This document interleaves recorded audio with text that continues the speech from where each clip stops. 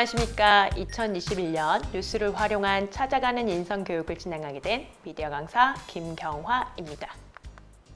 오늘은 뉴스에서 발견한 문제를 다른 뉴스들과 비교하면서 문제의 원인을 파악하고 해결 방법을 알아본 후 청소년의 시선으로 공익광고 만드는 활동을 진행해 보도록 하겠습니다.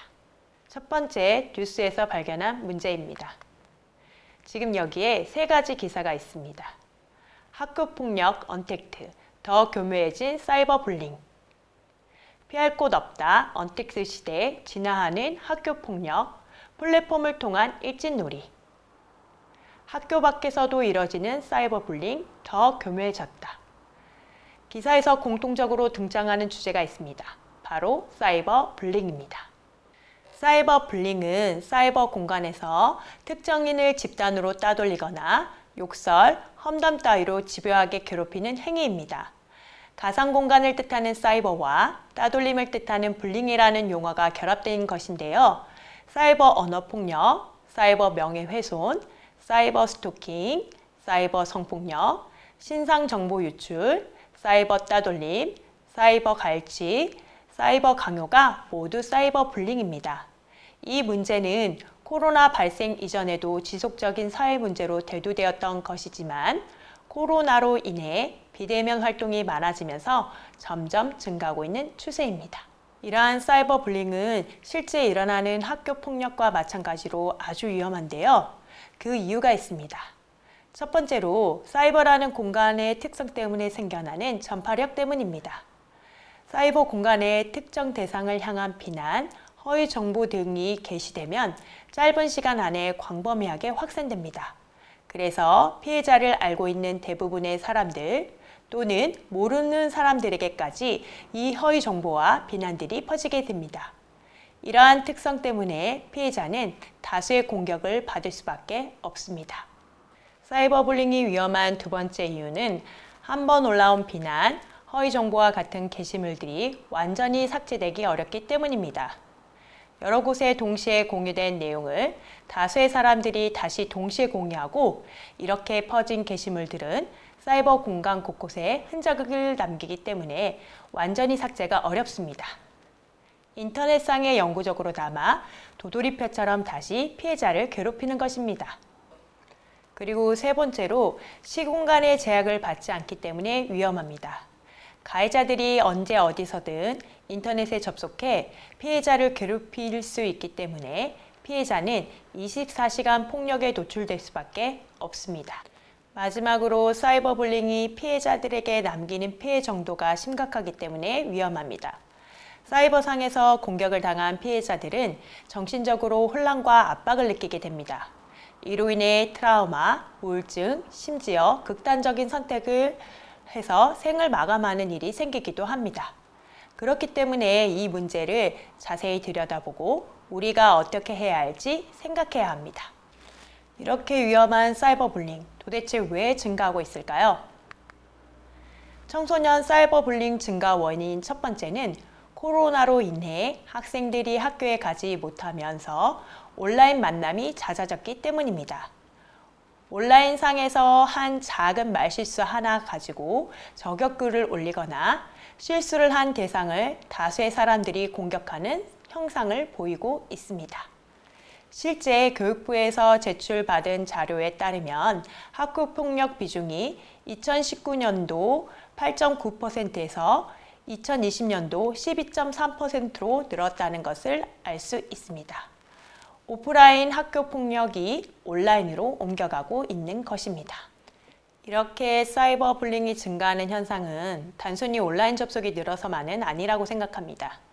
이 기사에서 알 수 있다시피 기존의 학교 폭력은 신체적인 폭력을 수반하여 방관자 역할을 하는 학생들이 많았던 반면 사이버 불링은 쉬운 접근성, 현실 세계와는 다른 정체성, 익명성으로 인해 동조하고 동참하는 경우가 많아졌다는 것입니다.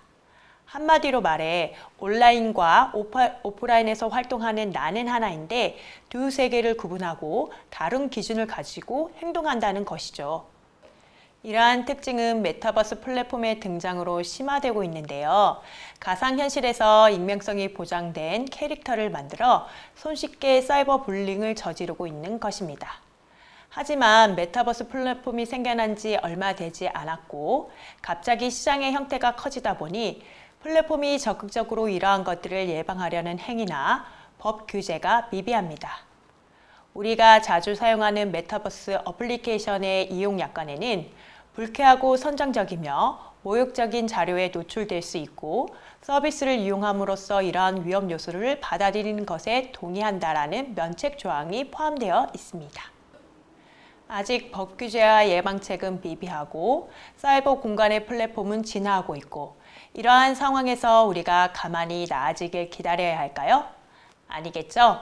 우리가 스스로 할 수 있는 것들을 찾아봐야겠죠. 우선 사이버 세계에서 행하는 따돌림, 욕설, 비방 행동들이 범죄임을 인식시켜줘야 합니다. 보통 가상의 공간, 즉 다른 세계라고 생각해서 자신이 하는 행동이 현실 세계에 영향을 줄 수 있다는 것을 잊어버리게 되는데요. 두 세계는 유기적인 관계이고 사이버상에서 행해지는 것도 범죄가 될 수 있다는 경각심을 일깨워줘야 합니다. 친구들 주변에 누가 이런 행동을 한다면 꼭 이야기해 주세요. 그리고 두 번째로 타인의 마음을 읽는 능력을 길러야 합니다. 인지적 공감 능력이라고도 하는데요. 사이버상의 플랫폼들은 사람과 사람의 소통을 하기 위해서 만들어진 도구입니다. 도구는 잘 사용하면 우리 생활에 편리함과 즐거움을 가져다 주지만 잘못 사용하면 무기가 될 수 있겠죠? 이러한 플랫폼들을 도구로 잘 이용하려면 플랫폼을 사용할 때 타인의 마음을 이해, 존중, 배려하는 자세를 취해야 합니다. 그렇게 해야만 플랫폼이 순기능으로 잘 작동될 수 있습니다. 그리고 마지막으로 우리가 알아야 할 것은 이러한 피해를 당했을 때의 대처법입니다. 사이버 불링의 경우 감정적으로 대처해서 애플리케이션을 탈퇴하거나 채팅방을 삭제하면 범죄의 증거가 사라질 수 있습니다. 먼저 가해자에게 맞서지 않고 자리를 피하고 다음으로 피해 내용을 캡처하여 증거를 수집해야 합니다. 그리고 난 후에 부모님이나 선생님에게 피해 사실을 알려야 합니다. 이후 학교 전담 경찰관, 위센터, 학교폭력 상담센터 117로 상담 및 신고 절차를 진행해야 합니다.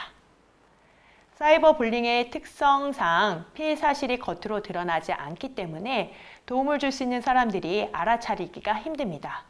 여러분이 만약 이러한 피해를 당했다면 적극적인 도움을 요청해 주세요. 사이버 불링 예방법과 해결 방법을 알아보긴 했는데요. 이러한 내용들을 한 번에 이해하기는 어렵겠죠? 그래서 여러분들이 내용을 잘 이해하도록 활동을 하나 준비했습니다. 바로 공익광고 만들기입니다. 공익광고를 만들려면 주제에 대해 깊은 이해가 있어야 합니다. 문제를 깊이 이해하고 자세히 들여다보면 여러분들이 사이버 불링의 예방법과 해결 방법을 잘 숙지하게 될 것이라고 생각합니다. 또 청소년 여러분들의 시각으로 영상을 만드니까 이것을 보는 청소년 분들도 이해가 더 잘 되겠지요? 그럼 본격적으로 공익광고 만들기 활동을 진행해 보겠습니다. 앞서 말씀드렸다시피 공익광고를 만들 때에는 주제에 대한 깊은 이해가 필요한데요. 제가 정리한 내용 말고 여러분들이 직접 자료를 찾아보는 것이 좋다고 생각합니다. 여러 뉴스와 관련 기관의 정보를 찾아 비교 분석하는 과정이 필요하겠죠. 그리고 다양한 공익광고를 찾아 어떤 방법으로 전달했는지 알아보고 우리 주제에 맞는 전달 방법을 찾아야 합니다. 그리고 나서는 영상 기획서를 작성해야 하는데요. 공익광고 기획서를 작성할 때는 중요 포인트가 몇 가지 있습니다. 첫 번째, 시선을 끄는 재미있는 제목을 정해야 합니다. 우리가 동영상을 선택해서 볼 때는 제목과 썸네일 기준으로 선택을 하는 경우가 많기 때문에 재미있는 제목을 넣어야 사람들이 많이 볼 수 있겠죠? 두 번째는 기획 의도를 명확하게 작성해야 합니다. 기획 의도는 내가 무엇을 전달하기 위해서 이 영상을 만들었는지가 나타나는 것이기 때문에 기준점이 될 수 있어요. 그렇기 때문에 명확하고 간결하게 작성하여서 우리가 영상을 만들다가 잘못 만들어지지 않게 매번 그 기획의도를 확인하셔야 합니다. 세 번째 줄거리 내용 구성은 구체적인 행동이나 감정이 나타나게 구성하는 게 좋습니다. 그리고 반전, 특이한 발상, 긴장감으로 흥미 요소를 적절하게 사용해야 합니다. 그래야 사람들이 흥미를 잃지 않고 집중해서 볼 수 있습니다. 기획서를 작성 후에는 그 내용을 바탕으로 스토리보드를 만들어야 합니다. 여기 보시면 넓은 칸이 있는데요. 넓은 칸에는 촬영할 내용을 구도와 샷 사이즈를 생각하여 이미지로 그려놓고 작은 칸에는 대사, 배경음악의 형태, 효과음을 넣어 구성합니다. 스토리보드 작성이 끝나셨다면 본격적으로 촬영에 들어갈 건데요. 촬영을 할 때도 주의사항이 있습니다. 첫 번째, 저희는 스마트폰을 사용하여 촬영을 하실 것이기 때문에 카메라 렌즈를 닦아주셔야 됩니다. 고가의 카메라는 조심해서 들고 다니지만 스마트폰 카메라는 그렇지 않습니다. 그래서 지문이나 기름기 같은 것들이 묻을 수 있기 때문에 한번 닦아주시고 촬영을 하시는 게 좋습니다. 두 번째, 공익 목적으로 촬영하는 영상은 가로 촬영을 기본으로 가져가셔야 합니다. 그리고 세 번째, 삼각대나 짐벌을 사용하여 흔들리지 않게 촬영하는 것이 중요합니다. 그리고 네 번째, 촬영 시 앞뒤 공백 3초씩을 두고 촬영을 하셔야 되는데요. 이것은 편집할 때 이어붙이기 좋게 하기 위해서 하는 것입니다. 촬영을 하실 때에는 레디 하고 녹화 버튼을 누른 후 액션이라고 말한 후 3초 정도 기다립니다. 그리고 연기를 시작하고 연기가 끝나고 연기자가 3초 정도 기다렸다가 감독이 컷하면 끝내시면 됩니다. 그리고 다섯 번째, 인물 촬영 시 역광을 주의하셔야 합니다. 빛이 있고 물체가 있으면 그 뒤편에 뭐가 생기죠? 네, 그림자가 생기죠? 촬영을 할 때도 마찬가지입니다. 인물 뒤편으로 빛이 들어오게 되면 얼굴에 그림자가 생기기 때문에 인물의 감정을 표현하는데 어려움이 있을 수 있습니다.